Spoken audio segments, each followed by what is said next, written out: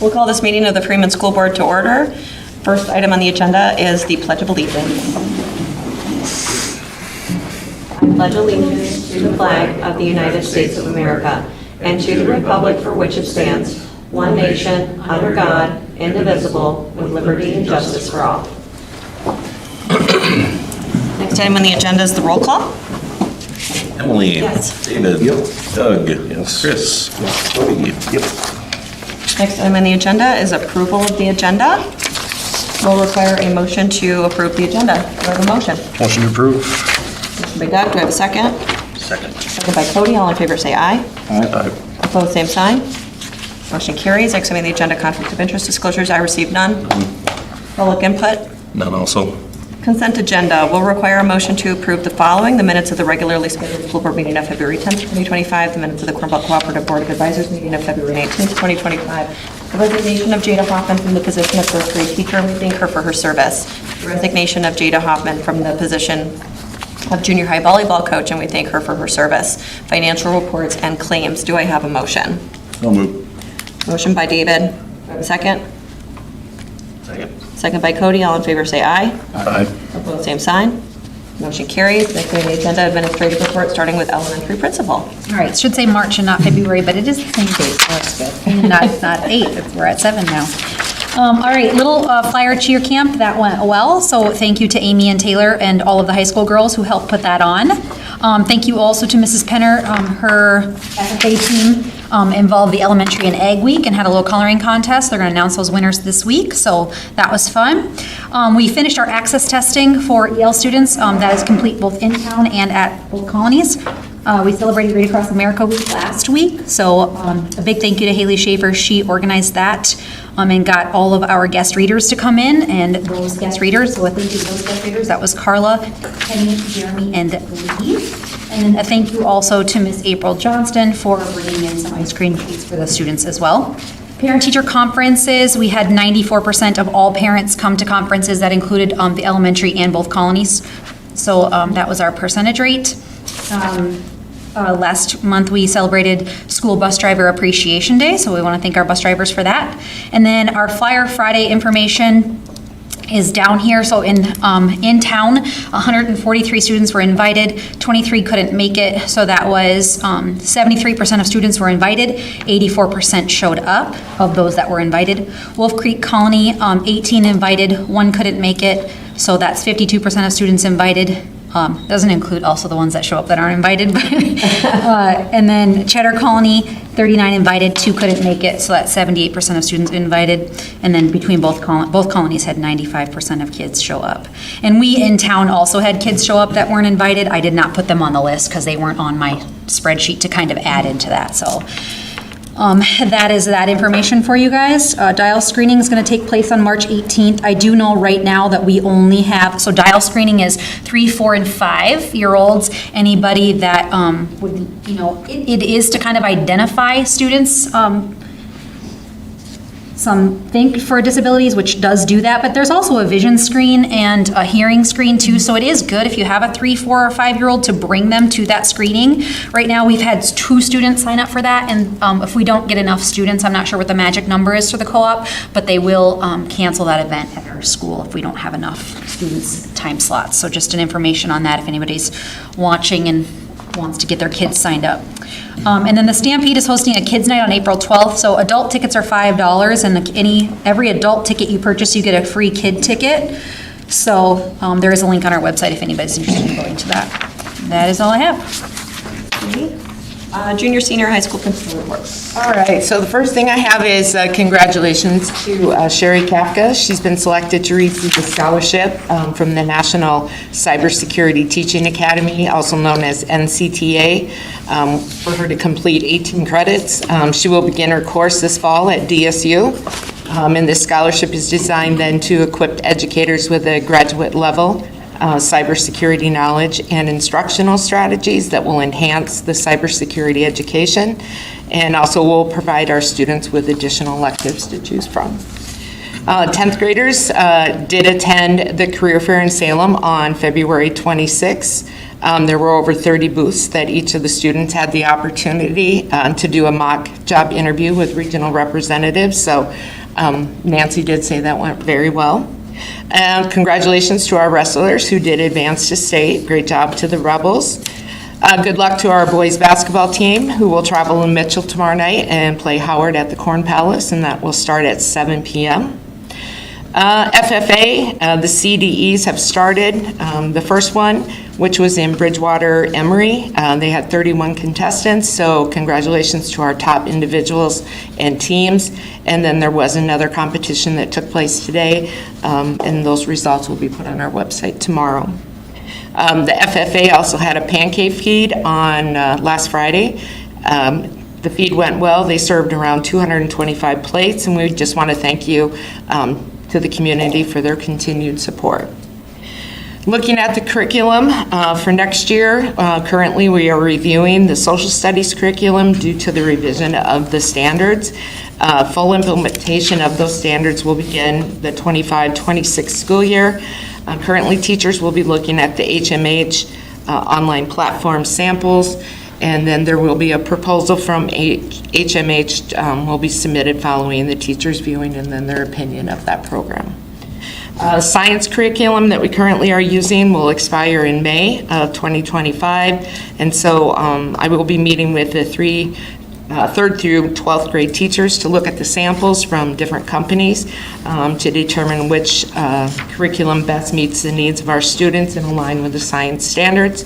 As far as pre-K students in pre-K 1 and 2, Katie and I kind of talked it over, and they will basically do real-life things that are based on the standards that are set by the state instead of buying extra curriculum for that. On April 9th, the career here will be at the school. It's for students grades 6 through 12, and this will include Freedom Academy and homeschool students, which is basically a hands-on career exploration. It features Freeman businesses that aims at youth retention. This event will take place from 8 a.m. to 2 p.m. at the high school. And just a huge thank you to Shelley Waniger for organizing this event. As far as the Flyer Friday data, so I just went ahead and looked at that, did it by department. And so there were 14 in the CTE program that were invited. And of those, actually, there was 18, I'm sorry. And of that, there were 14, but then there were 14 extra students that did show up. In English, there was 14 that were invited, and 9 of them showed up, but there was an extra 18 students that did come in either to make up assignments or to do, I guess, a different, or to retake a test or something to improve their grades. For the math, 18 students were invited and 11 showed up, and then there were 10 extra students. Social studies, 14 were invited and 5 showed up, and then we did have 3 extras, as well as science. There was no one on the list or invited, and there were 9 extra students then that did attend. That'll be it. Agenda item. Business manager first, right? Business manager. Yeah, Right, yep. I didn't put anything I'm skipping right by the number. packets because I only have a couple different things. So as I'm sure you have noticed, we no longer have Pepsi machines in our facility. We switched to being an exclusive Coca-Cola carrier about a few months ago. I just got the updated 2025 pricing with Coke. Because we are switching to getting Pep exclusively from them, we were able to get better purchasing prices. It was about $3.75 cheaper per pallet. We also get a $500 check a year for signing a contract that every year. And then also it opens up the door for them to sponsor some athletic projects that we might have going on, which is a big deal because we have some things that might come down the pipeline soon. We will not be having an election on April 8th. We had 2 petitions that were turned in for 2 different 3-year terms. Cody Spangler and Katie Franzen will take an oath in July. We do not need to do a motion or anything. I'll just put it in the minutes that there'll be no election. Item 2 for discussion. Oh, lovely. That's all I had. We finally found a solution for bus 2. So we started out looking at a brand new hood. The insurance company felt that that was far more expensive than the value of the bus, so they would have gone the route of salvaging that bus, and we would have had the option of doing a salvage tag and fixing it ourselves. We ultimately landed on that a repair is the best option. And also with that, Repair Facilities and Grounds Committee felt that instead of chancing for our insurance rates to go up, that we would just pay for that cost outright. So I spoke with Sarius, they gave us a quote. They're going to do a fiberglass repair for the area of the hood that's cracked, and then they're going to repair the mirror, and then hopefully we'll get that back with it, back in the circuit of buses that are usable for our fleet. Second item I have is legislative session is coming to an end. We just have a few days left of that where bills can still be presented and heard. Bills, in my update here, the bills that are still hanging out there in the final days of the legislative session are listed right there. I included in your packets the cheat sheet that I like to look at with all the items that are very colorful. The ones that are red are the ones that are not good ones for education, so it's interesting to look at those. And it is a pretty healthy amount that is in red. So looking at the green stuff, that's the ones that we want. Those are the favorable ones for education. So I've got a few key items. One of those major items that's coming up in the last few days would be our budget. So the indicator right now is that we will be at less than 2% is what they're communicating with us. But they're hopeful that they can get it higher than the 1.25, which is what was currently presented in the governor's budget. So we'll find out. It's a good thing will be that we'll find out in the next few days, and then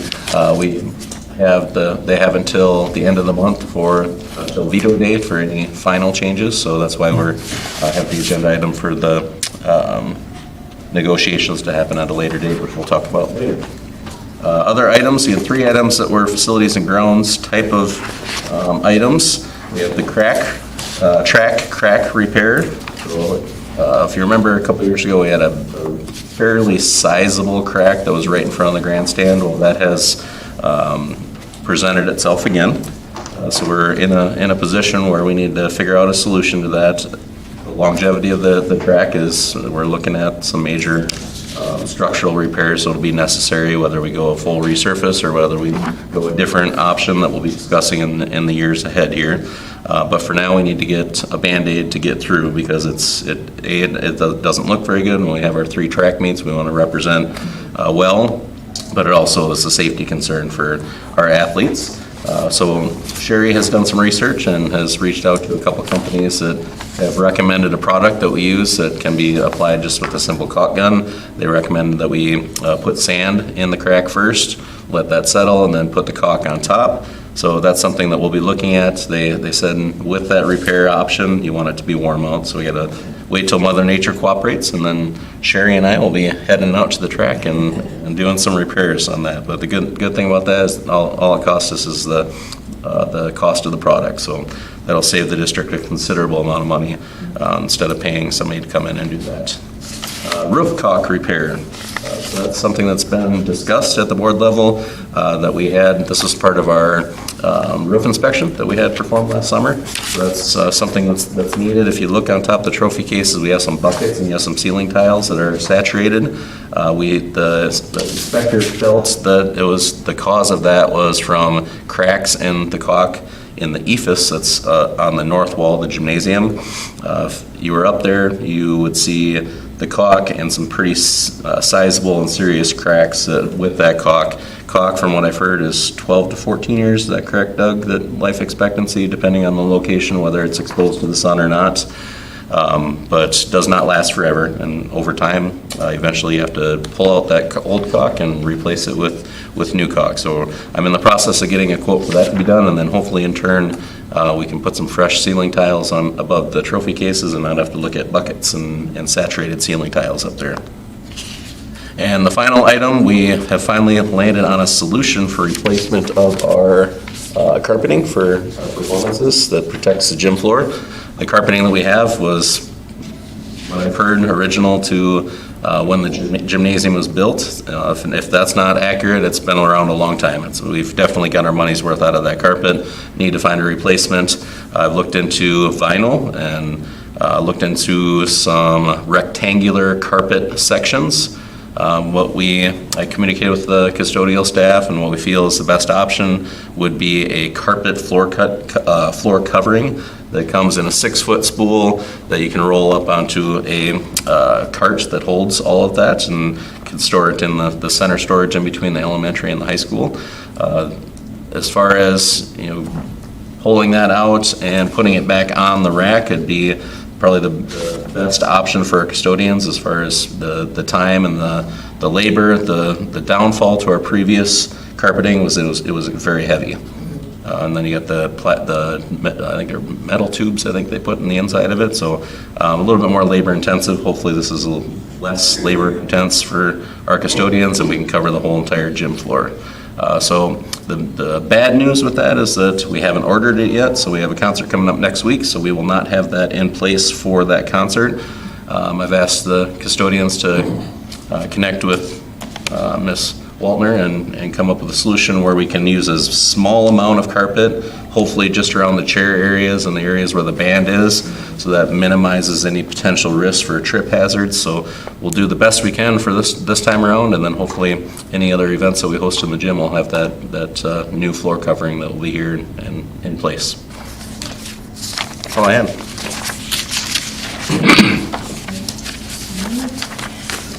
Next on the agenda, unfinished business. There's none. New business. The school board will hear a presentation about the SkillsUSA program. Okay here, or would you like to locate closer? I'm just gonna spin the camera so the people at home can see. My reading glasses in case anyone needs one. If we shared glasses, like They're just from Costco. I would like to propose that we add SkillsUSA as a CTSO, or a student-led organization. It's to get those kids that aren't in anything else. They're not in band or music. It does not preclude anybody that's already in a CTSO. So FFA kids, if you're FBLA, they can all still be in skills also. It's an addition to that. So there's just a short little video here, if I can.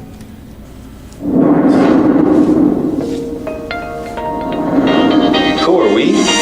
SkillsUSA is the #1 workforce development organization for students. Our mission is to empower students To become skilled professionals, career-ready leaders, and responsible community members. We are a student-led organization. That's building the future skilled workforce our nation depends on. our nation depends on. With graduates who are career-ready. Day one. Day one. Day one. We are everywhere. Estamos en todos lados. With over 413,000 student and teacher members nationwide. We are America's proud champion of the skilled trades. America's proud champion of the skilled trades. From 3D animation to welding And everything in between.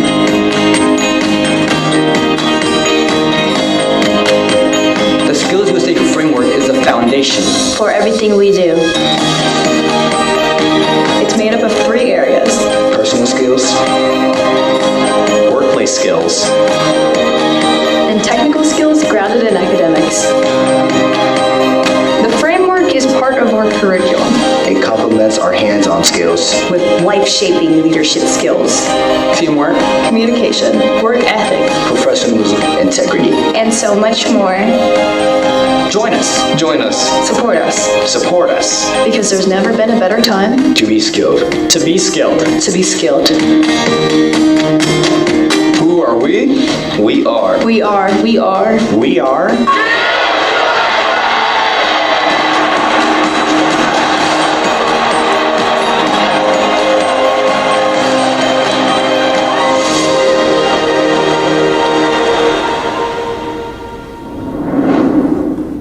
So As I say, it's in pretty much every state. It's been in South Dakota. If you're older, when we went to tech school, remember VICA back in the 80s and 90s? It was just at the tech level. Then in the 80s, they introduced it into high schools, and then they changed it to SkillsUSA so that it would encompass everybody. About 8 years ago was when it really came full steam into South Dakota.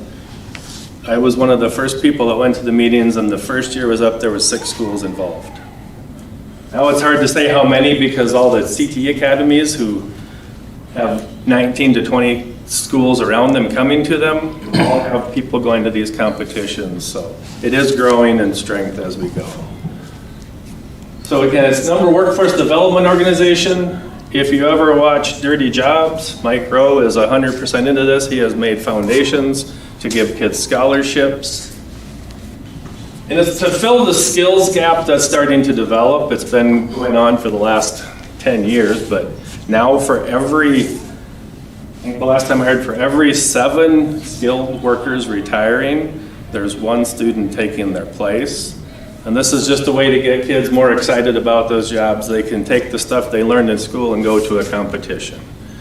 Right now, the only competition in South Dakota is the state, where you go to that competition, like for instance, the welding, you go into that competition, you take a test online before you go.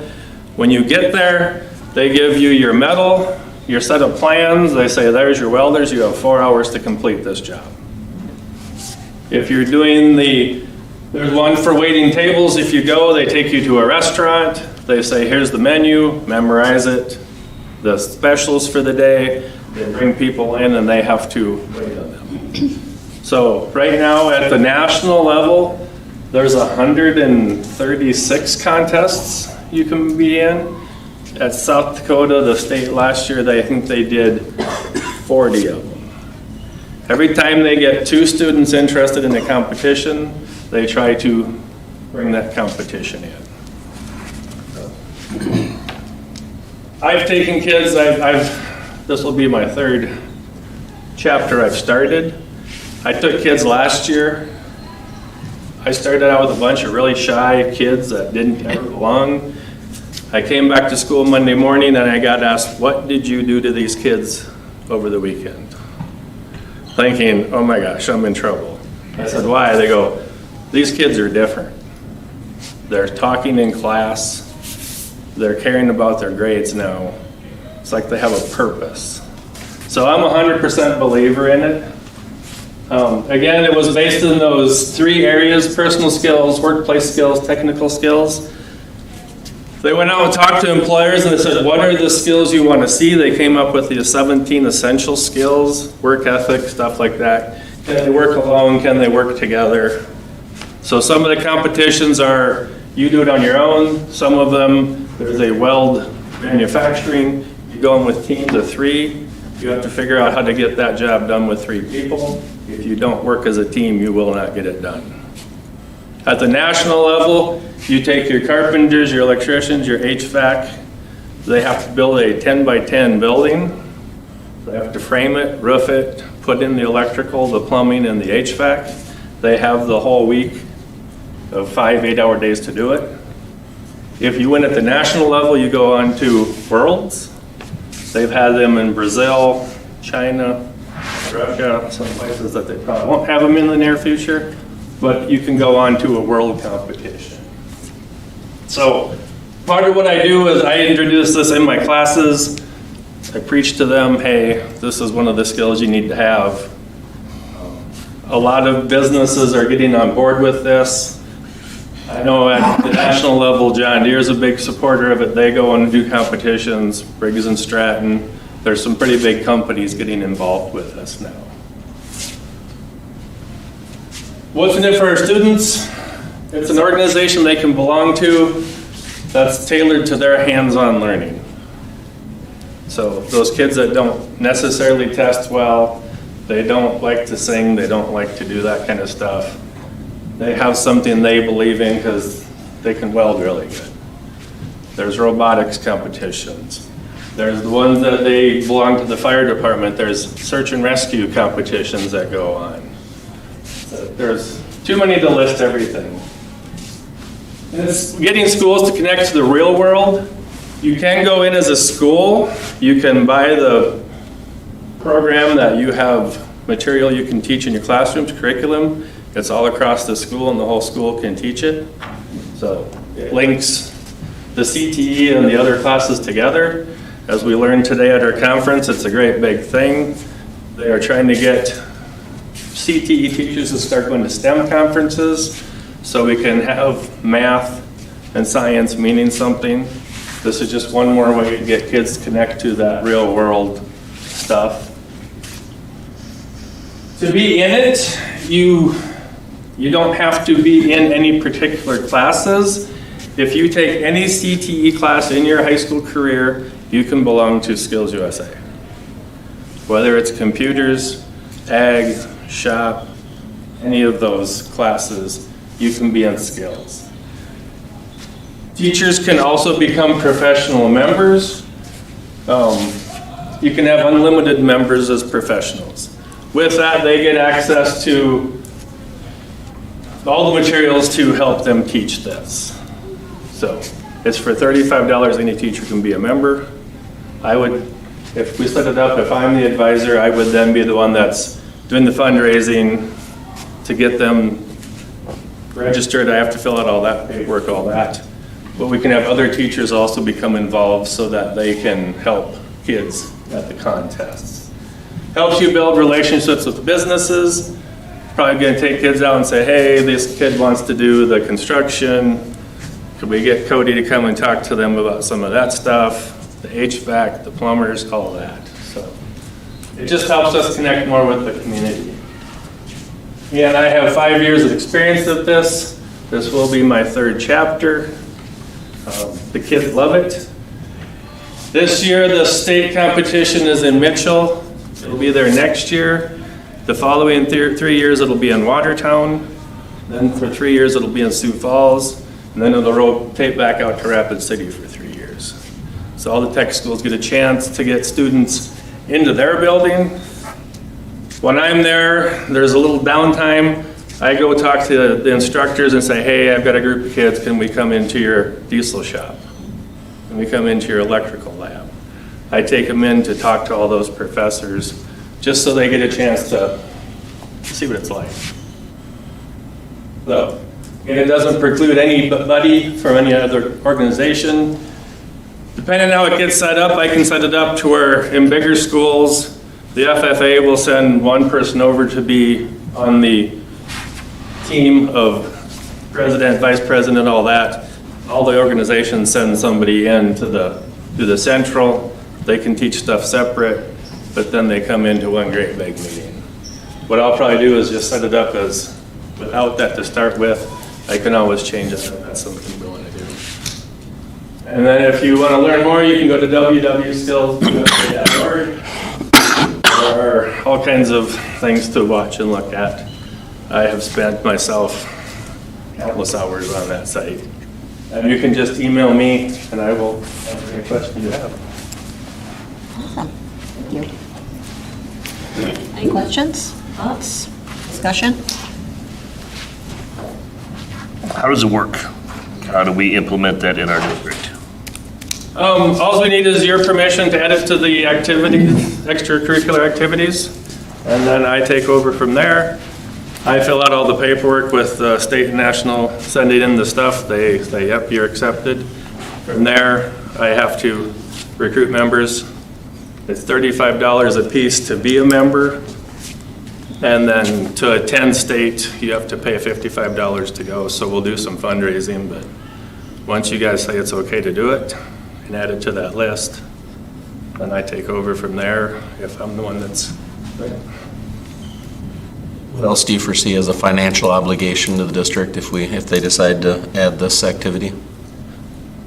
If the school district pays, I don't know if you guys pay for rooms. In Mitchell, we have to be there, it starts on a Thursday night, so you're there from noon till 6. You could drive back, but you have to be back at 7:30 in the morning. So if there's any rooms involved, that would be, the district could help pay that. Or That'd be for the state tournament? Yeah. No qualifier? There are, if, I can only take most things like the welding, you can have 6 kids. So if we have 12, I have to have a little competition here and decide who goes. So they do limit numbers just because of, it gets pretty big. And that's So you one don't night? have events, that is the event. So then Friday morning you get up and that's when the contests are all that day. They take the auto body kids, get taken to an auto body shop. They give them a dented fender, door, and say, here's the material, fix it, make it smooth, paint it. I know that they had one last year for the home ec girls. Oh, it's not home ec anymore, it's FCCLA. They went in, one of them, they had a cake. They got given the cake, they got given a sheet that said, this is the job you have to do. You have to decorate it with these decorations, this color. And they had 4 hours to decorate it.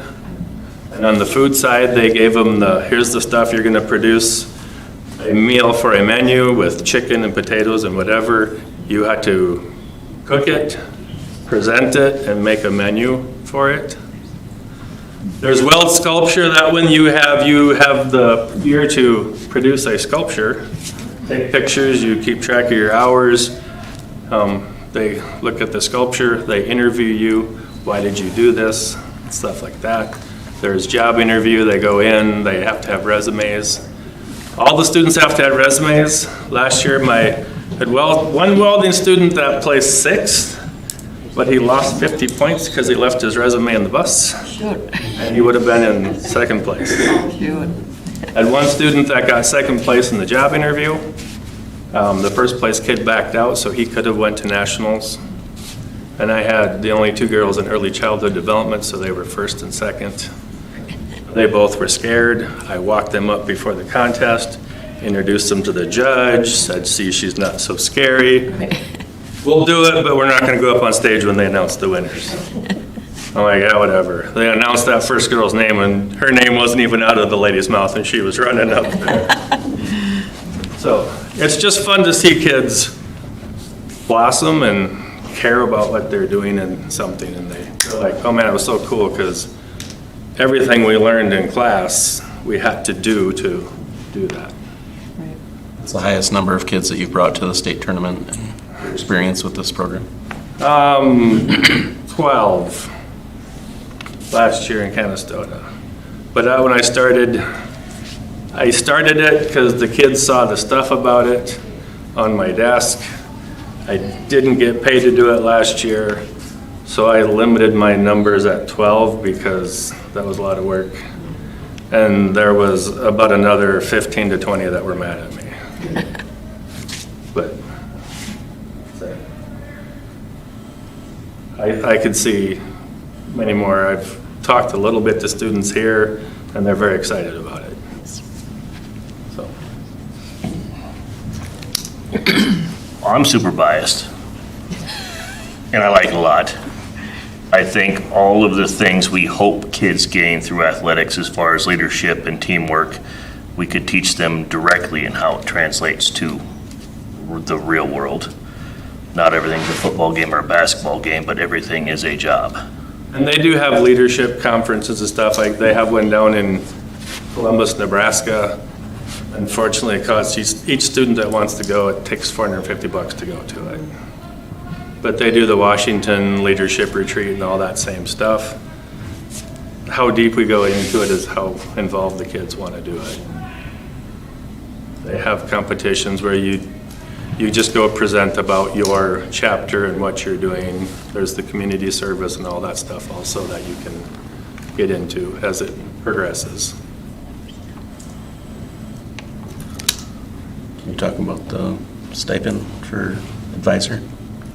Yeah, I was gonna ask that. It would be like similar to like FFA, be $2,500 for the year. For first year, yeah. And then you'd, And that's less than what a head coach pay is, correct? Correct. that's what she had thought. And beyond that, you don't see like a whole lot of costs for like materials and things like that, or would you be? The stuff I teach in the classroom, the school's already, what I don't go out and score for free out of dumpsters and other stuff. The school, if I make kids do stuff in class as a project, the school buys it. And then once I get advanced classes, I'm assuming that if they make a gun cabinet or something, it'll be their responsibility to do it. I have talked to some people, the lumberyard is willing to donate materials. So I will continue to go out and hustle free stuff from people. But as far as the skills goes, we teach the skills in the classroom, and then we take them there, and all the stuff is provided when they're there. They have sponsors that supply all the wood and everything. Right. Well, I think it sounds like a great opportunity. I mean, we have such a great, robust FFA program. I feel like this is a really nice complement to that. And I think when we brought back the shop class, we had at least an understanding that we were going to commit to that education, and I think this just continues on that Makes sense. commitment too. And I'm super biased, I'm just gonna say, like, I literally don't care what it costs, I'm in favor. I care Right, what it check. costs. I understand, And I enjoyed, when I was in Rapid, I took a group of kids out that were very low economic status. They'd never been past Chamberlain. So to see those kids, I stayed an extra night. We raised the money for the hotel rooms for the extra night. And to see those kids go to Crazy Horse, and we drove through the Badlands, and I had some pretty big high school boys in tears at Crazy Horse just because they never thought they'd ever be out there. It's pretty awesome. So it was fun to take them there. A little bit less to do in Mitchell. I was focused more just on what was happening in the school, and Watertown and Sioux Falls will be the same, but curious to hear the rest of the board's Yeah, same. perspective. One forward. Yeah, I'm in favor as well. Usually any budget concerns? 500. Or just tell us what sport you want us to cut. Well, I mean, it's hard to say right now without doing the budget Right. completely. I mean, it's pretty minimal. Right. State event, hotel, and then you gotta think about the kids' per diems per night. I mean, that adds up depending on how many, do they have to qualify for the state event, or you just pick them? I would pick the ones that go. I guess the per diem stuff, they do supply supper Thursday night and dinner on Friday, and most hotels have breakfast. So I guess in the past, I've never gotten money for lunches. That was money we raised. If we gave them some of the money we raised, we gave them each 20 or 30 bucks, whatever. If there was budgetary constraints, then we could kind of cap it at X amount of students. Exactly. Like, it doesn't seem. Yeah, especially for the first year, or If whatever, we're- see what the interest is, et If we're just selecting, and we can cetera. afford to take this many, then you get to be the bearer of bad news. And worst comes to worst, for the couple of years when it's in Mitchell next year, it would mean just having somebody drive us really early if there's a bus load. That's true too. That's fair. Something the board may want to consider is supporting the addition of this program and then supporting it at the state level. And then not saying that we couldn't support it further than that, but that could be on a case-by-case basis, year by year. Does it not exist without the state level, though? I thought that's, You'd have to qualify for. If you qualify at states, if you place first, you're nationals. Jake was saying that at the state. I can guarantee you the first year, no one's going to win We're not state. going to send anybody to Brazil. I will have, I think they're good. FFA raises their own money for nationals, correct? Basketball player, they'd be. Or do we going pay to for it? Brazil. They help if they qualify. Qualify. But if I take kids that don't qualify, we fundraise for that. At the national. I guess they would have to qualify for me to go to nationals. Right, but I do remember the girls coming and giving us a presentation and it being a decision, just because I don't know, have we not had anybody make it to nationals prior to that? Many years. Yeah, and that was why, so they came and presented and we were able to make it kind of on a, At my Space last school, the support. Booster Club gave us some money for rooms, but then we raised the rest for our own rooms. And we sold bars every Wednesday starting in December, end of December, and I think in December, January, February, and March, we raised selling bars for $2 a piece after school. With 12 kids in it, we raised $800. Just because the parents are like, we can make a pan of bars, and if you sell it for 12 bars for $2 a piece, I'd rather give you bars than go out and peddle other things. And the weeks we didn't do it because we were busy, we had a whole line of kids mad because there wasn't bars that way.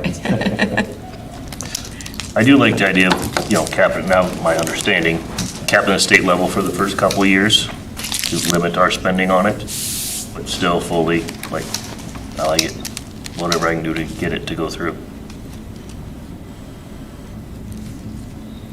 usually are you more comfortable if we look at, a reasonable number or whatever and kind of see? I mean, right now. And how participation numbers go too, Right, until Exactly. we start talking to them about it completely. Exactly. We have Quiz Bowl approved on the schedule, but I don't think, are there any students in it this year? They're usually selected, so it's not, they're selected when the quiz bowl happens.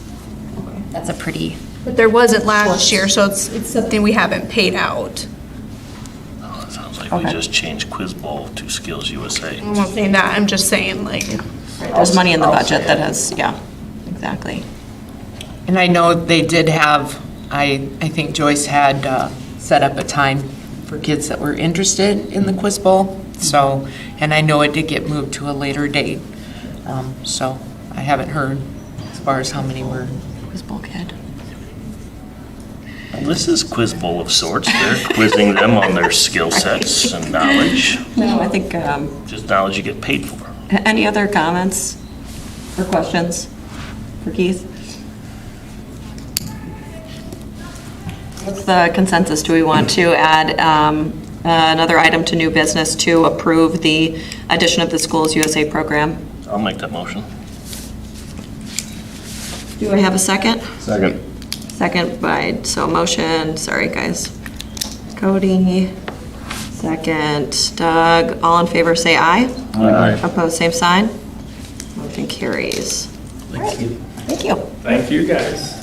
Yeah. Thank you for carrying the torch, taking it on. start this year. When does that start, Keith? I would say we started next year. I will start talking to students now. Try and get some. I have 5 that have said, do it because we want to do it, because they've read enough. I've always got it sitting on my desk or somewhere. In the past, I always had posters and stuff in my room. And I talk a lot in my classroom about when you go out in the workforce, you're going to have integrity and work ethic, and what is that? What does it look like? So they've got a dose of it, but I would say start this chapter. I'll have to do the application. I have to. If I don't get it done in the next couple of months, I'll close down the national organization for the summer. Sure. So you'd be looking at starting like fall of 25? Yeah. Okay. Agreed. Great. Next item on the agenda, the school board will hear an update from the Phoenix Advisory Board members. Doug and I attended as the 2 board representatives. You can see here that we do have the agenda as well as some updates here. The softball team, they were looking for a second set of uniforms. And so instead of getting full sets of uniforms, we decided to move forward with just ordering white tops and then utilizing those same bottoms for both the home and away uniforms for a savings of about $1,500 total. There were other softball equipment needs, pretty standard stuff for the softball season, nets and softballs. Let's see, and then there was finally the discussion about adding additional sports to the Phoenix Co-op, and so the superintendent highlighted, the success of the softball and, of the Phoenix Co-op, so softball and football. And their board was interested in starting the discussion about the possibility of adding additional sports to the co-op in the future. So we looked at current enrollment numbers as well as ADMs, and discussed that, kind of what the implications would be, including for basketball, volleyball, that would move us up to Class A. And in regards to just competition at that higher class, et cetera, there was some folks with some concern about that. And, again, with that higher competition impacting that overall participation rate as well. And so at the end, it was decided that all school boards would report back to their respective boards and discuss. The Phoenix Co-op is up after the next season, 2025-2026 season, so this would be something that would be realistically looking at for 2026-2027. So we do have quite a long runway, but they just wanted to kind of get the ball rolling to gauge any interest. Anything I missed, Jake or Doug? No, I guess the only thing that was pointed out by Jake was that just when you're looking at our numbers, that does not include any colony numbers. Our numbers do not. So, based on enrollment. So we would definitely get the class. So, they wanted us to bring it back to you guys for discussion, so. Do you want to have Angela explain what she put together? Sure. So if we want to talk numbers, I'll start off and then I'll turn it over to Angela. There's basically three pieces of data that we put together for you. The first one would be ADMs. The classifications are based off of your 9th, 10th, and 11th grade classes, and the male count for football only, and then the male and female count for all other activities.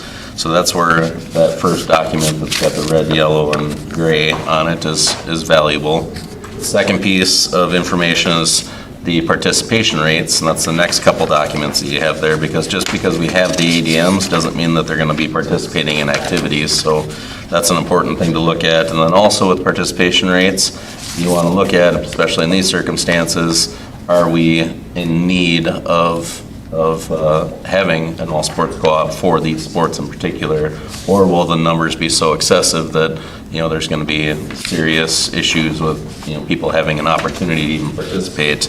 Volleyball would be one you probably want to look at for that standpoint, and that would be the blue document, blue for boys, and then the pink for girls for the Freeman. So the first document there for the blue would be the males only ADMs for all of our participation rates for all of our sports.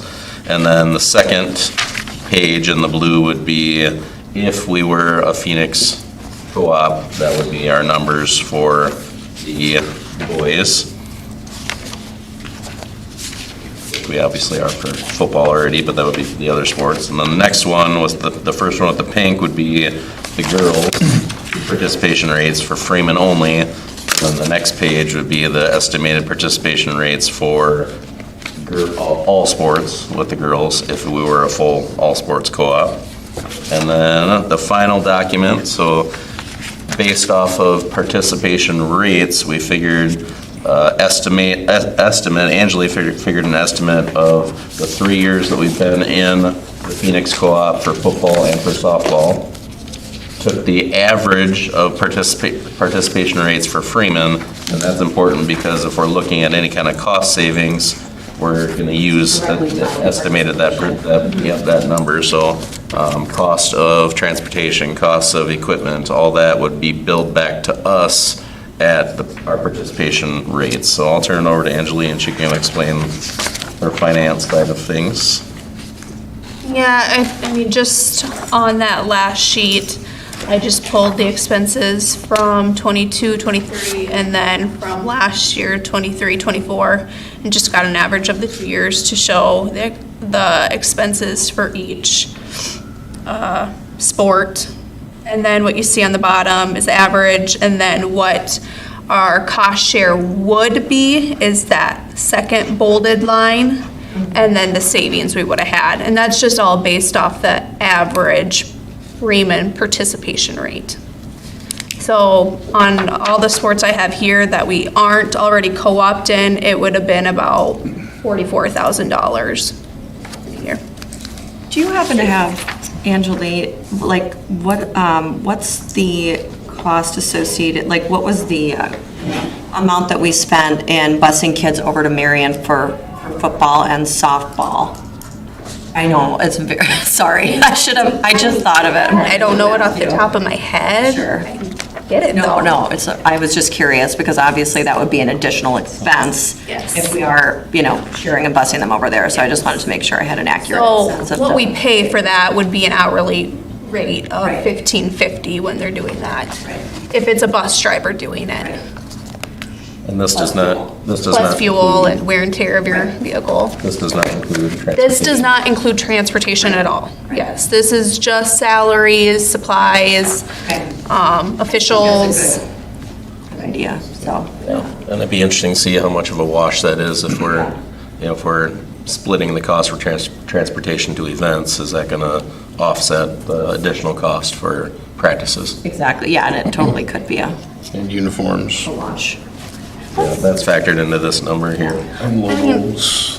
Another thing you have to think about is the added cost though, because I mean, would we need more coaches? Would, stuff like that, I guess I'm not. It's a guesstimate, but it's by no means, yeah, exactly, yeah. I guess the question is, what's changed since last time we went down this road? We've been here before. We put a very generous offer in front of the other two districts, which was rejected. And if we're going to jump to Class A sports, we are the only school with a Class A facility, so we would not be able to play games at either of their facilities, and they were not satisfied with 30% of the events last time. So I don't know if they would be satisfied with 0% of the events moving forward.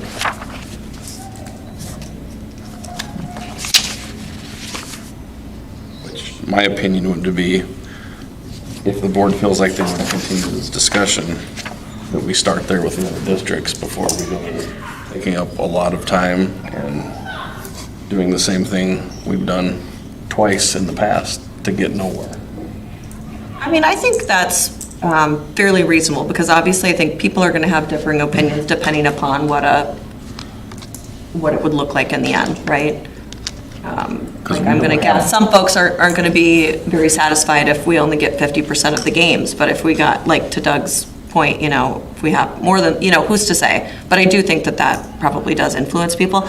I would also be interested in getting more information from our student body to just see like what their feelings are, because obviously they're the ones that it impacts the most. So I'd be curious, and that's something that can be. We did a survey last time. Exactly, we did a survey last time. It's free, it doesn't cost anything. It's minimal time for the students, and I think could at least give us a snapshot on interest from the student body as well. So I guess my question would be, I'd be interested in doing why that. would we give up anything when we don't have the need? Because we don't have the need, and it's our job as a board to look out for the taxpayers and the patrons in our district, not bordering districts.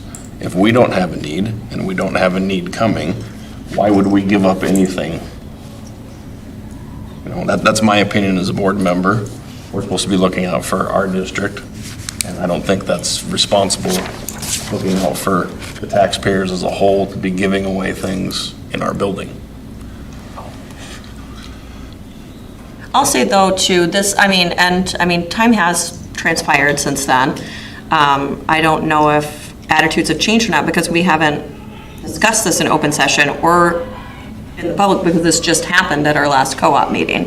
And so I guess too, at least giving the public a chance to provide feedback, I think also for me would be important, just getting more information. And I think there's still sports that we still have a need. I mean, our girls' basketball program, we were relying on 7th and 8th graders to fill it. We didn't bring those up. I think we had like 7 or 8 girls out on the size, and we don't want to rely on underclassmen to. We would still be relying on underclassmen, though, if you look at the girl numbers. They don't help us at all in basketball, and they won't for years. I mean, I'm against expansion. I think volleyball In my would, opinion, it would to be known. seriously hurt our volleyball program because the numbers are astronomical. there's a lot That of was impressive. I was like, oh my gosh. I enjoy the simplicity of either joining all sports with one district or joining no sports with any district. And then working out the minutia of being financially responsible. But I have no desire to bounce around district shopping to be the most competitive. I think we're losing sight of what a school district is supposed to do. If at some point We we weren't the can't ones field that a brought team, this then we up. don't have a team. If you want to join with another district, push you to Class A, push you to Class A. If you can't compete, then don't. Right, but we weren't the ones that were. No, I said Okay, I'm like, I just want to make sure, I'm like. I'm open I must have read these to a notes full wrong. sports co-op, but it's either that co-op for all of them or no co-op, period. Mm-hmm. I have no desire to have 4 different T-shirts in my Right. slit drawer trying to represent a litany of different whatevers because somebody's totally concerned agree. about their kid that will never make money doing a sport, getting enough playing time or being competitive. It's not what a school is designed to do. And I think to Doug's point, we should 100% be responsible to the taxpayers funding all this. I say it's either one single sports co-op or no sports co-op. And if there's not enough kids for the sport, we don't have the sport. And also, along the line with the taxpayer, I mean, if we can possibly save $44,000 a year, and I know that's a rough ballpark estimate, and there's transportation in there, but if we're splitting it, it could be a wash. I think it's something definitely to be looking at, or talking to the board and see where they're sitting at too. What is their expectation? Is their expectation back at the same thing? They're getting Right. their percentage of games, or is do we know if their expectation is lower, if they're going to accept less? Right. We don't, I mean, if we don't know that. Right, we need more information, I think. So I think, I'm for an all-sports co-op also myself, but, because I think we gotta look long-term too, and I know numbers always change, kids come and go. I think the reality down the road, there's dips and valleys and Absolutely. all the time, but that's the realistic part of, there's less kids doing sports across the board. There's so much written on girls' sports alone. The participation levels in girls' sports is so low. Yeah, we're gonna have 77 volleyball, but that's right now. I mean, that can dip. We don't know. And so I think it's good to keep the communication open in my mind. David, would you care to elaborate on your sentiment of anti-expansion? I did not comprehend what that was. Not so much at this point. I'm against it fundamentally for a whole bunch of reasons. Well, I just literally did Complexity is one of the reasons. I didn't understand, against co-op, Yeah, I'm against expanding the co-op. I feel like there's an incredible amount of school pride and ownership of your community when you can field sports for your own team. I know co-ops come and go, like you said, adds complexity. It gets convoluted with your loyalties from community to community, things like that. There are potential savings for funding.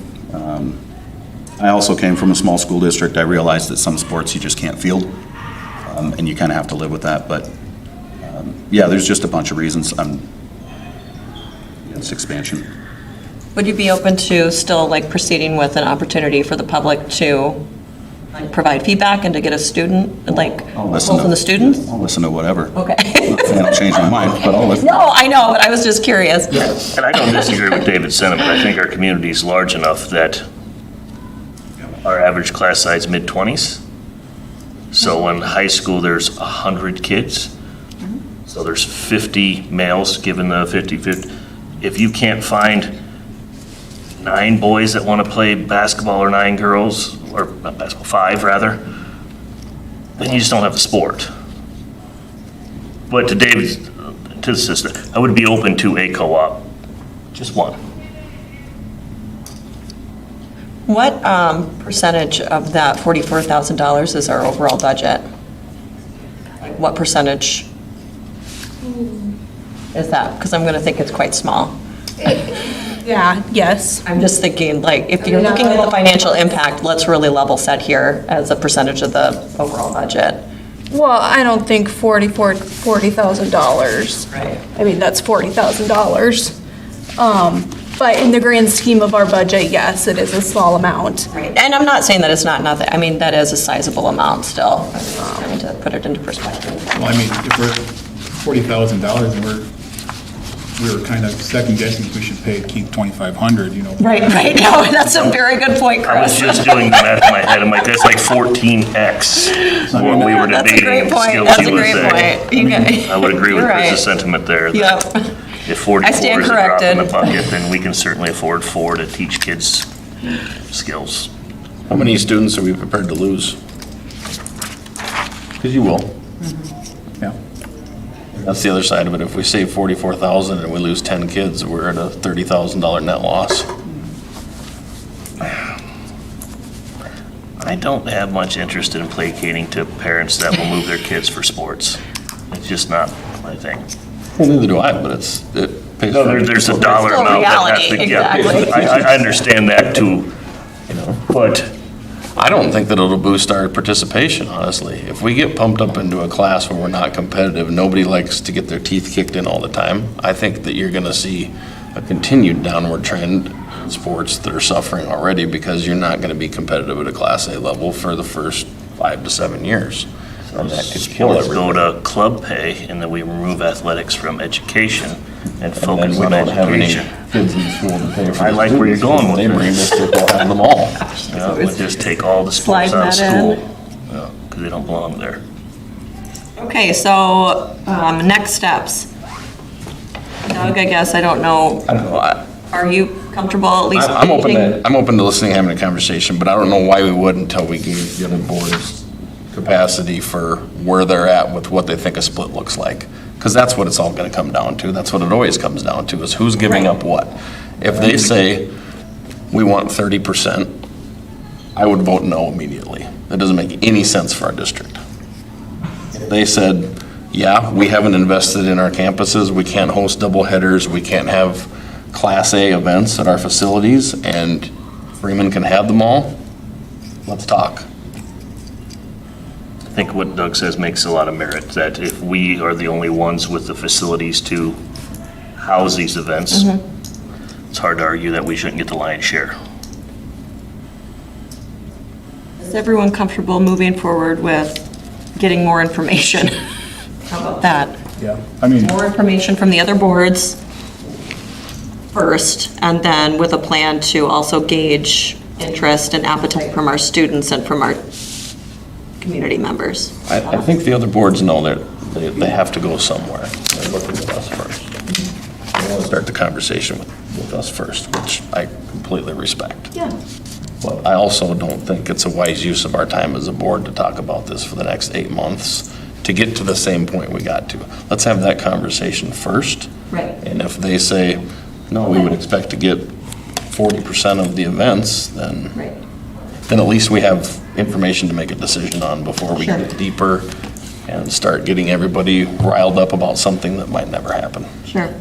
So the way I'm kind of thinking of it, do we want to make a motion to get more information from the other boards, or do we want to put this under unfinished business? really haven't, whatever. Feels like unfinished business? Thoughts? Not sure on the Marion, or the Academy Board, but the Marion School Board was gonna motion whether, or to move forward with the conversations and have a formal voting process. Okay.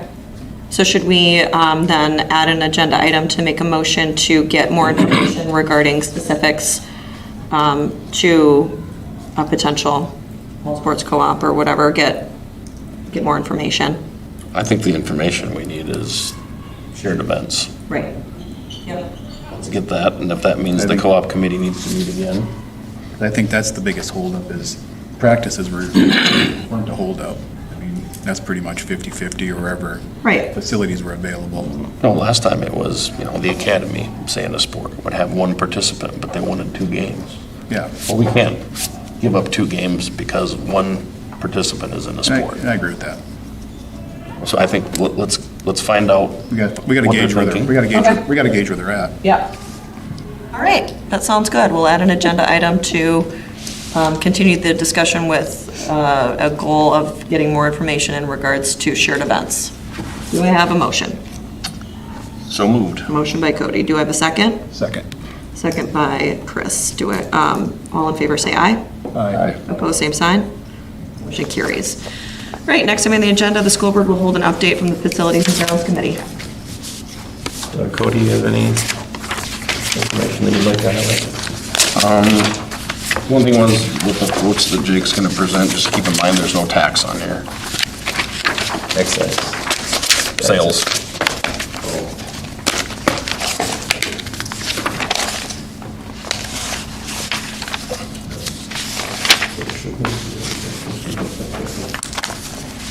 So it's a little more than what the quote's going to say. You can't get higher. And there's no excise tax on there either, which,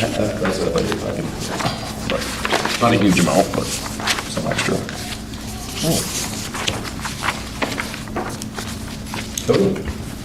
Anything? Oh, we going to the bleacher thing? Or anything you have before we just talk about these quotes? The progress of the custodial shed is horrible, to put it lightly. I think there's a few items that we need to not lose focus on, making sure that they're done appropriately. Cosmetic, though. Yeah. As the structure as a whole is fine, just, they've been slow in mitigating some of our punch list items, so we need to stay diligent, making sure that those are taken care of prior to cutting that final check.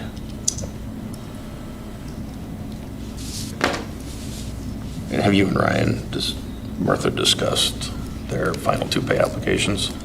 Have not. So, standard procedure, and I would suggest in this case too, because a few of the issues is that final pay request, we hold on to their retainage for a period of time until, 90 days is appropriate, until we make sure everything's functioning properly, especially the mechanical systems. Payment process? Payments if we, We've had 3 payments. how many remaining? Tonight would be the third. Well, I don't know how many would be remaining. I could tell you the amount that would be remaining. Are but they I don't know sending how that they schedule split it. values in with their pay application? Yes. So it should tell you on there what percentage is complete, what they've got left. Yes, we've paid like just over 50. Okay, and then what the retainage amount would be, so. Do we hold final payment, or do we cease payments? Retainage. And it's just on the final, though, not anything moving forward? Yeah, because they wouldn't get final payment until we have a certificate of occupancy or substantial completion, then final payment's due, but then we would hold retainage until a 60, 90-day period, make sure everything's functioning properly. All right. We had a community member who came to me at one of our basketball games and brought to my attention that there may be a need for additional handicap accessible spots in our gym. That individual was curious about what the cost would be for that, and I said I would very happily reach out to a company and find out what that cost would be. That's one of the estimates that you have in front of you. That would be the $8,100. That individual is going to be here tonight to speak in open forum about his reasoning why he felt that was a need for our district, and he notified us earlier today that he's not able to make it tonight, that he was planning on coming to the next board meeting, so didn't know if that the board wanted to take that into account in their discussion tonight or not. We have another need that was presented, that has been presented over the last few years at our sporting events on the visitor side. It is very cramped on the visitor side, where there's just not a lot of space. There's probably one row of bleachers added too many. when we brought those new bleachers in a few years back. I think, gal, was that, do you guys remember when those, Chris, do you remember when the bleachers were new? Right around COVID time. I guess Yeah, during COVID is I when want they to say got it was installed. the year before. 2020, 2019, they got installed. Yep, I think that is correct. So back in 2020 or about, probably should have added one less row to begin with. Would have freed up a little bit more space when you get the announcers table and you get our benches and the spectators trying to work behind there. And there's often stuff that's water bottles and stuff and warm-ups that are laying behind those chairs and become a potential trip hazard. I did notice at the game in Parkston, theirs is not much better. It's not. So the board should take that into account, whether that's really necessary to add more space. But that was something that has been talked about a number of times as a potential need. And that's what the second quote is. So the $7,485 would be for the removal of a row and we would still, retain the wood from that row and something we could store and we could use if we have any of those benches that were damaged in the future. It could be used as extras for repairs. So I guess open for discussion tonight would be the adding of a handicapped area. The individual, their recommendation was to put it in the center of the gym, right at midcourt on the home side. So that would be up for discussion on that amount, and if that is necessary, we did, as a Facilities and Grounds Committee, did a walkthrough of our gym. We do have more than adequate number of handicap accessible spaces.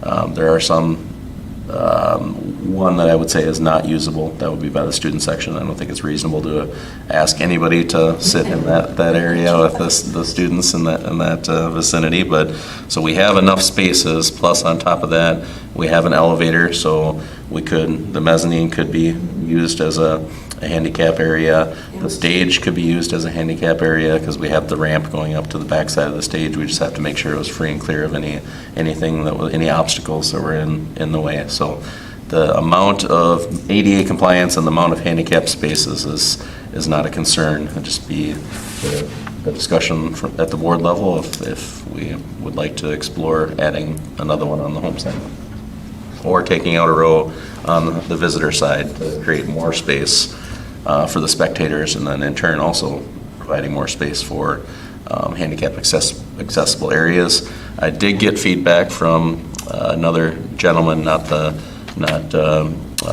member of our community, but another gentleman that shared was at a recent event, and I asked if they wanted me to make that space available because it was still pulled out, and you can pull a lever, push it back to create that handicap space. And the feedback from that individual was that they don't like sitting, behind the team bench because they can't see the teams there. So I think if we add a handicap accessible, it's got to be on the home side, more so because of that table there. They are going to be blocked. And I don't think the mezzanine would be necessarily a good spot too, because if they're in a wheelchair, line of sight, they're looking through The grates. railing. Through Yeah. railing. And so I think that's not appropriate to be for someone in a wheelchair. That's an appropriate place to tell them to go. I personally would support adding some more handicap spots along the side there, because we want those people to come, and if they don't have spots to sit or they don't have access to a good viewing area, then there's no reason for them to come. So Would it be something that we could maybe hold off on until the 2025-2026 budget, though? That's what I'm wondering. There's really no point doing it anymore, and there's no sporting events, so you might as well. Right, exactly, that's what I was wondering. yeah, we have time now, because there's no more With, athletics. I agree with the mezzanine and the railing, not an ideal seating situation. I agree with the sentiment by the student section. As an adult, I don't want to be around anything close to my kid or a group of my kids. I don't see what is wrong with the stage. It seems like if I had an option, I would rather sit there than the bleachers. How many? The only thing I would think about the stage is that there's no seating next to them, so If you come by yourself, yeah, that's probably fine. But if you come with your friends and family, Right. there's nowhere else for them to be. That's my only thing I'm thinking about. Yeah, that's true. And they'll have to There be is a moved host during of band. They don't put the band up there anymore. They're in the student section now for Yeah. band. They just made that switch this There year. are chairs up on the stage. So there's chairs that the family Oh, members okay. could pull up next to them. And what's the regular of attendance of people that require these accommodations? Or is there like Yeah, this 2, is- 3, 6, 10? What was shared with me is there would be 3 individuals that potentially can be here at the same time. How many can we accommodate in our bleachers currently? So we have the 2, we've started taking tickets out here, so that one's now available. In the past, that has not been available because we've had a ticket taker there. All right. So we got that first one, and then we got the one next up on our side, on the home side, and then there's 2 on the edges of the visitor side. So we can currently house 4 in the bleachers, and your imagination's design on the stage? I feel like we have adequate accommodations.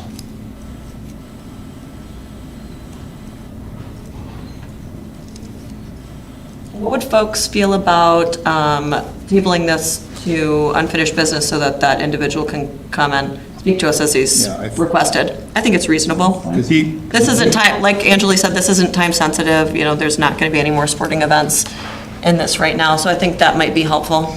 and he spoke to me also, and I think, yeah, if he said he was going to be here and he can't make it, I think it'd be good if we listen to his piece. Yeah. I mean, then we're doing it's our job to listen too, so Yeah. we need to let him speak. And if he has anybody else that's going to come with him, Right. I think that's what we need to do. Is everybody else okay just tabling it? Yep. Okay, I'm going to take that as a yes. All right, so we will table that item and mark it for unfinished business next month. All right, the school board will perform the second reading of the 2025-2026 school district. The calendar's in your packet. I don't believe there are any changes since the last time we looked at it. So the Flyer Fridays, the same number of Flyer Fridays, the principals presented that Flyer Friday data. I was pleased when I heard the Flyer Friday numbers for the number of students that came in, and I couldn't believe there were kids that weren't assigned that still came. Really diligent about learning.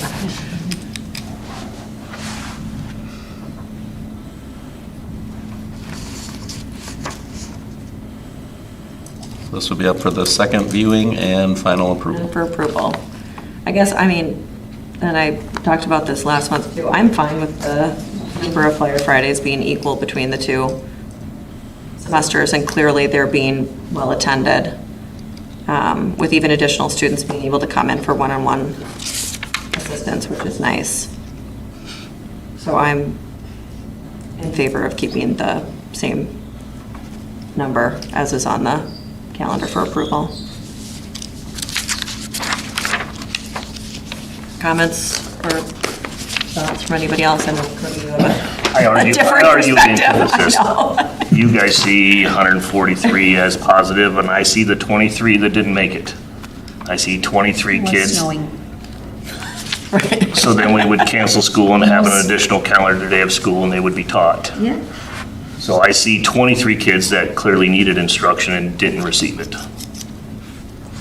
I think that's a disservice to those kids that can be rectified by having a day of school. And that's on the elementary side. Not to be devil's advocate, but there were a lot of people that came, I'm assuming, to catch up on things, utilize that time wisely, Yes. that weren't invited. They came to high school and elementary. I would say in the elementary, a lot of ours is enrichment, so it's not necessarily catching up. No. But high school it is, primarily, correct? So if we, yeah. So I do look at that part as a benefit, to your point. But I also see your point, people not utilizing it, and other people are utilizing it. And maybe the people who are utilizing it don't need as much help anyway, so. I think the diligent students that are coming in when they don't have to are probably not the target demographic. Which is a good point. I'd be more in favor of restructuring a full day of school to target focus those students, why we have them here for an entire day. I think you could see the attendance pick up beyond 23 kids not being here? I don't know what a regular day of attendance is, 23 students out of the elementary regular, We've had more with sickness. but just Average, I would have to Average ask Kelly that run-of-the-mill day. question, she'd be better. I think our highest this year was like 40-something, the lowest but day. it was sick, like it was a lot of sickness. I feel that the kids would be serviced with a full day of school. And if the school day was restructured to fit and accommodate the same things, I I think mean, that's going to be difficult to Here do. to parent kids. I think it's all difficult other than having a day of school. That seems really that simple. gives them, I mean, so those kids that miss a week of school because they had influenza, I mean, a teacher can't stop and get a week's worth of work to a student. No, I mean, like, I even think about all the FFA kids that were going all day today, like, they're trying to find time to make things up as well. They can also And if you not do have FFA if their studies are suffering. School comes first. Well, if school came first, we What would about- have 23 what about kids. SkillsUSA showing up on kids? Flyer Friday. If they can't maintain their grades and their regular curriculum, then they shouldn't do it. I'm saying it's more of a time management, like, you know. I've heard arguments from time the and- teacher negotiating Right before meetings going that to there a was a four-day lot of school, merit we to can having have them a help day quarterly. every Friday and To get- extending the days, Caught up on everything. making the day longer. Go to a 4-day school week and make every Friday a help day. Extend the Yes, school day. Melinda. Just with that comment, I do watch grades, and so yes, I know you had do. a student in here, and if he was not caught up, he will not come with me. So I pay close attention to Oh, grades. absolutely. And they are warned, parent messages go out, so like if kids are behind, they are not allowed to come with me, so I do watch that with. No, and I think that's fantastic. That's Yeah. what it's supposed to, extracurriculars are extra. I do watch No, that. I You do think a that's very nice job, yeah. fantastic. I think the Going ICU on. list, honestly, too, has been really, like, for me, I don't like it being called ICU. The first text message I got that said your son's in the ICU, I'm like, what is happening? It should be they're called just, something else. the hospital is just. But I do now. enjoy the alerts that I get from a parent, because now I go I do home too. and there's a conversation that is had. But that, I digress, back to the point. I've heard merit during teacher negotiations from having Flyer Fridays quarterly to get the class and the students caught up before the end of the quarter. So I'm not arguing to be rid of Flyer Fridays. I just think they can be cut in half. I mean, if what you're proposing, though, then I think, you know, if you want to have like a focus day or whatever, that's going to take a lot longer than when this calendar needs to be approved by. So if that's something that you want to get more information about or things, like look for the following calendar year, then I think that's fine, but I don't think that there's enough time. I don't per se want that option. Put I'm just saying together I would anything. listen to if someone wanted to approach me with that option. sure. The option I want is just a regular day of school when kids show up at 7:45, they get taught, they go to lunch, they hit recess, they learn more, and then they go home at the same time they do every other school day. I like the Flyer Fridays. I want to keep them the same.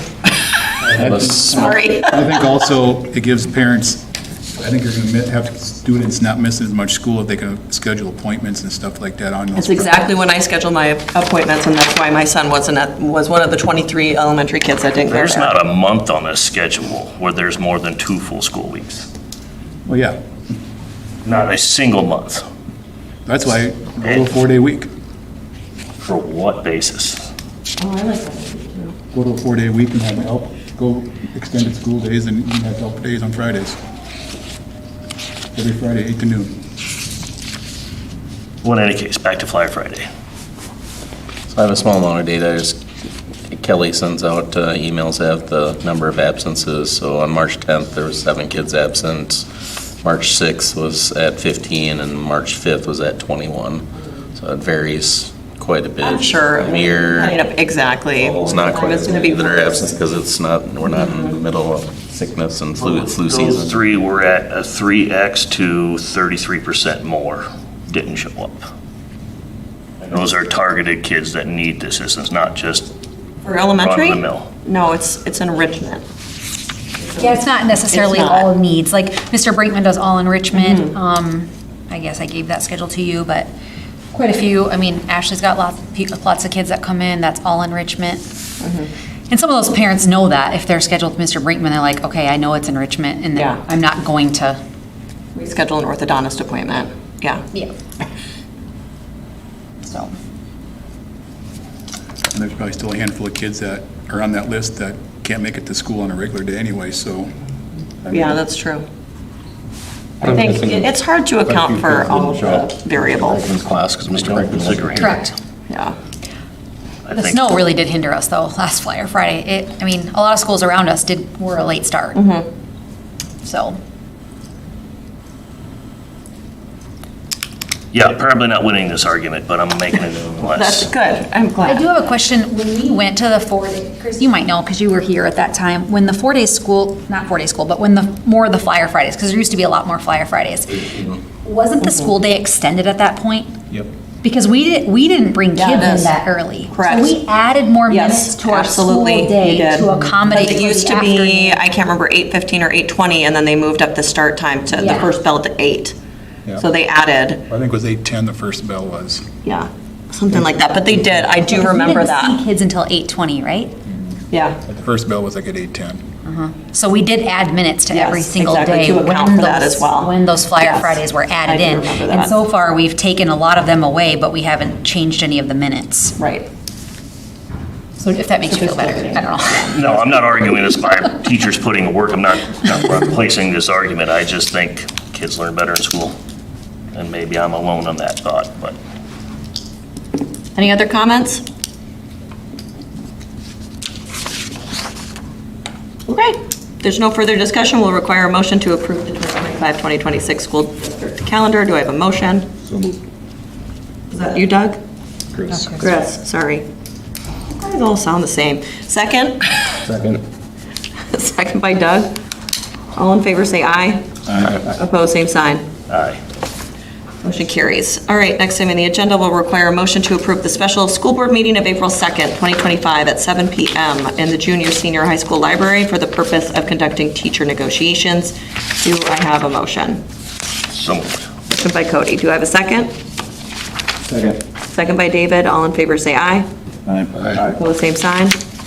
Motion carries. Next item on the agenda, the school board will hear an update from the activities director. We talked too much, she left. Sorry. We'll move on to the next item. The school board will hold a discussion about staffing for Freeman Elementary during the 2025-2026 school year. I'm not sure what I'm reporting on there at this point.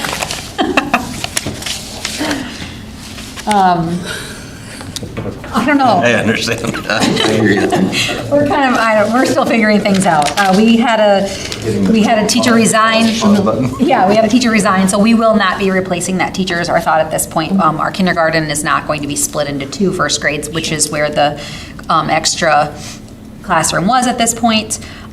So we're still, that's new and that's where we are. We're in the process. We're in the works now. Sounds good.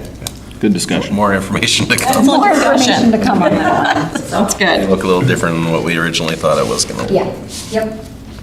So we're able to go forward without the extra staff then, without We're any hoping. hindrance? Fingers crossed right now.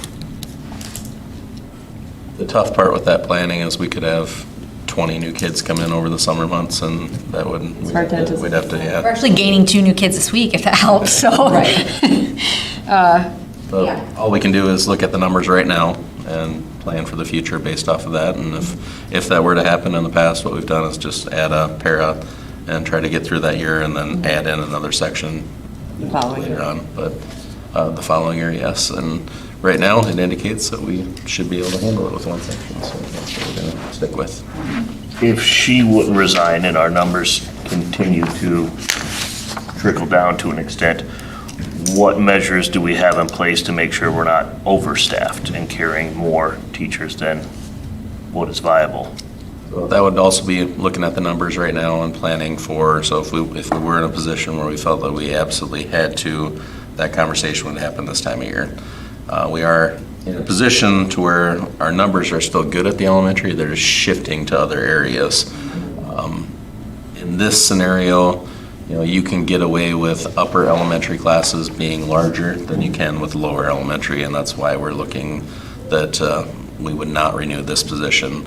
But Katie's currently working on a plan for how we can shift things around and cover the larger classes that we have in the upper elementary, and that's too early to tell, too early to talk about that. And But she has, put some information out for staff to see if there's any interest in anybody in-house that's looking at going up to the upper level classes. So I guess that's a long answer to how do we know? We look at the numbers and we make our decisions based. I'm just curious based off of those numbers. The position that didn't need to be filled, just curious. I think it could be, but what I would worry is that exact thing. So I guess the question is how can we not fill it so we don't have to cut it in the future? Because I do think we still have a need for it in the upper grades, but if I know that if we hire it, it's going to end up being cut. And I would rather avoid having to do that. I like that sentiment. I how agree. can we make it work? If it's just for in the short? interim, it gets a little tough, Yeah. which would be easier than having to terminate Yes. someone's. So that's kind of where I'm at, since it's naturally occurring at this point. Seize the opportunity. Yeah. Okay. Fair enough, I like it. There's a lot of factors that go into why we split sections. We have one that's split because there's just some high needs in that class, and it was in the best interest of all the students to have smaller class sizes. And in some cases, you may have classes that you can have in the 28s, 29, 30, but when you start getting into the upper 20s, you got to start considering it. And sometimes you get in situations where you split it, and the next year you have a couple families that leave, and you lose one or two kids, and they're at class sizes of 12 or 13, and that's a luxury when you have that, and we can't look at it as that it's any kind of a negative, because it's very positive for those students to get that one-on-one instruction with smaller class sizes. And we got to focus more so on the large size, and do we envision that it needs to be split, and then if it does, make that decision and just stick with it, and then we adjust every year and change our decision if we need to, if the numbers show that it's not necessary. I mean, I think too, a lot of the impact on that smaller kindergarten class was because of the addition of the preschool. For sure. Yeah, so we did that as well. Yeah, because we could have had 12 more kids in that class. Yeah, so that would have been, yeah. Okay, next time on the agenda, the school board will hold a discussion about the painting of a student mural in the junior senior high school. Mitzi has some information for you on that one. So in your packet, I've included a picture of what the mural would be, and it is for, Ruth is doing this for her senior project. And the message, she says, of this mural is called The Simple Things, and just basically with people getting caught up with everyday things, just basically looking at what are the simple things in life, and to remind people just to take the time to look around. And she would like to remind the kids of the simple things in life. Hopefully it would make their day better, and that it's important for them to take time for themselves. It would be between the rooms 19 and 21, which is the Learning Center rooms. And then they do have the dimensions here as well. I did approve, the theme, the rationale for it, and just the basic sketch that she did give. And I think the location would be a good place as well. So. We had a conversation with Ms. Schultz as well, and we have 3 areas that we can put murals. All of them are sheetrock areas within the junior senior high school hallways. Currently, there's 1 mural that's painted. So what we shared with her in the meeting is that eventually, if we continue to do this, there's going to be a mural that's going to have to get painted over, and that's hard to do because students work very hard on those. We need to make sure we're transparent with our students and let them know that this is short. We can't put a time stamp on it because we don't know, I think it was in the early, when was it, 2018? Was that one the last one that had for a date on it? For some reason I'm thinking that. So not a long time ago, but this is the first student that has volunteered or asked to paint a mural since, so we don't know what the time stamp is for when we'll have all 3 spots filled, and then we'll have to cover one up, but it is inevitable that eventually we will have to paint over one because we'll have another student that wants the opportunity that we gave for these students. So we just need to, moving forward, we just need to make sure we have a practice in place that we're very clear and transparent with that student that the mural is not going to last forever, but we will celebrate it as long as we can and as long as the opportunity is there. That's my only concern, is there needs to be something that's established. It can't be arbitrary. Just like, oh, we're just gonna paint this one over. And then I would also, just my 2 cents, if we were painting over a mural, I'd like some way to take a picture of it, frame it, keep it somewhere, not necessarily displayed, but displayed would be better. That way it's not lost. You know, it's not, I mean, that's a lot of Yeah. work for somebody to put into. You don't want to, it'd be nice if the artist could come back in 20 years and at least there's still, Evidence. so that's just my 2 cents. Great idea. Is that something that you would probably recommend that we put on this proposal form then, just to make it aware that? Maybe, I just think it's better if you just are upfront about the way things go, you know, I mean, the artists at Phillips Avenue, they do their sculptures, you know, they're gone in a year. You know, this doesn't have to be gone in a year, but at least we should have an understanding of what the future holds for it. That's documented, would just be my. No motions needed for that. No. Perfect. Any other comments? I agree with David's sentiment. I do too. It's very, looks amazing. Yeah, I like it a lot. Very talented. Yeah, it's really pretty. Next item on the agenda, the school board will notify the public that no election is required for the 2 open positions, as the only 2 petitions were submitted by Cody Spangler, congrats Cody, and Katie Franson. Number 12, the school board president will appoint a school board member as a representative to the equalization board. I can't remember, David, did I appoint you last year? What is that? Yes. Yes. It was David last year. Oh, I must have done a lot with it. Yes, exactly. What do you do with that? The board meeting with the city is March 18th. That's Oh, yeah, okay, yeah, I remember going to that. No, They said they hadn't seen any school board member in there for like 7 years. Yes. So that's what I was doing there. I was like, I honestly don't know what I'm doing. Okay. Would that be something that you'd be interested in? Yeah, I did a great continuing? job, so. Perfect. Let's do that again. I'll assign David Downs as the school board member representative for the equalization board. March 18th, 6:30. I think that's our. No, you're good, I think. I was thinking, like, is that our elementary concert? But no, that's the 4th. It is on the 18th, yeah, That's because right. we have to. Hey, So you might want to. I'm fresh out of elementary student. Yeah, he is. I'm good. So you don't want to go with your wife and watch the thing? Okay, just so you know. I'll watch my Just wanted you to be aware. Kids, no. All right. I tried to get you out of it. You don't. All right, next item on the agenda is executive session. Will require a motion to enter executive. Wait. Oh, Sorry. Did Sherry actually leave? Or is she just taking a break somewhere? Must have. Okay. okay. Table that report. Yeah, let's table that report. I didn't know. Under unfinished business. Okay. We'll finally have something under that heading. Be great. Thank you for remembering that. Okay, we'll require a motion to enter executive session for the purpose of South Dakota Classified Law 1-25-2 parentheses 1. Do I have a motion? So moved. Motion by Chris, do I have a second? Second by David. All in favor, say aye. Aye. Opposed, same sign. Motion carries. In executive session, 8:38 PM.